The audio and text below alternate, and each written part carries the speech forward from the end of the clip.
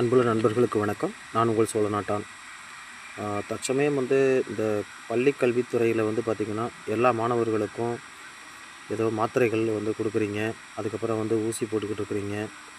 ஆக்சுவலாக நீங்கள் பள்ளி கல்வித்துறை நடத்துகிறீங்களா? இல்லை சுகாதாரத்துறை நடத்துகிறீங்களான்னு எனக்கு தெரியலை.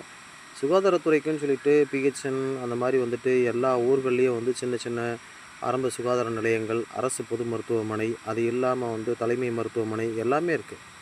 இந்த இடத்துல எல்லாம் நீங்கள் இந்த மருத்துவ முறைகளை நீங்கள் கையாளலாமே.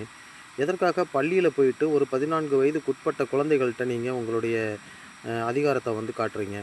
அதுவும் இந்த மாத்திரைகளை நீங்கள் சாப்பிட்றதுக்கு வற்புறுத்துறீங்க. டீச்சர்ஸ், அதாவது ஆசிரியர்கள் இந்த மாத்திரைகளை சாப்பிட்றதுக்கு வற்புறுத்துறீங்கன்னு சொல்லிட்டு குழந்தைங்க சொல்லிக்கிட்டு இருக்காங்க.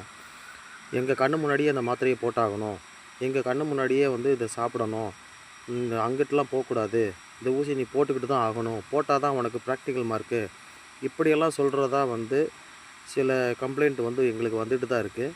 ஆசிரியர்கள் ஒரு விஷயத்தை நீங்கள் புரிஞ்சுக்கணும். இது நீங்கள் பண்ணுறது பார்த்திங்கன்னா ஒரு தனி மனித உரிமை மீறல்.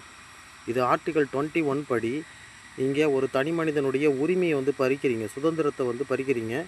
ஸோ தொடர்ந்து இது போன்ற நடவடிக்கைகளில் இந்த ஆசிரியர்கள் ஈடுபட்டால் கண்டிப்பாக அவர்கள் மீது துறை ரீதியான நடவடிக்கை மட்டுமல்ல, சட்ட ரீதியான நடவடிக்கையும் எடுப்பதற்கு நாங்கள் ஆலோசனை வழங்குவோம் அந்தந்த பெற்றோர்களுக்கு. ஸோ எல்லா பேரும் உங்களுடைய பணிகளை மட்டும் பாருங்கள். உங்களுடைய பணிகளை தவிர்த்து அடுத்த துறைகளில் இருக்கக்கூடிய பணிகளுக்கு நீங்கள் முக்கியத்துவம் கொடுக்காதீங்க.